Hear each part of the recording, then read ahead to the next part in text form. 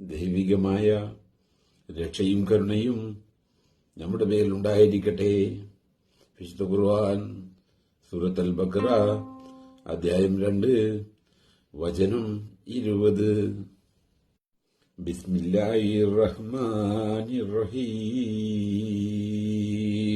يكاد البرق يخطف أبصارهم كلما أضاء لهم مشوا فيه وإذا أظلم عليهم قاموا ولو شاء الله لذهب بسمعهم وأبصارهم إن الله على كل شيء قدير.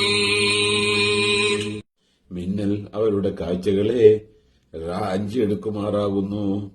അതവർക്ക് വെളിച്ചം നൽകുമ്പോഴൊക്കെ അവരതിൽ നടക്കും. അതവരിൽ ഇരുട്ടാക്കിയാൽ അവർ നിന്നേക്കുകയും ചെയ്യും. അള്ളാഹു ഉദ്ദേശിച്ചിരുന്നുവെങ്കിൽ അവരുടെ കേൾവിയും അവരുടെ കാഴ്ചകളും അവൻ കൊണ്ടുപോവുക എടുത്തു കളയുക തന്നെ ചെയ്യുമായിരുന്നു.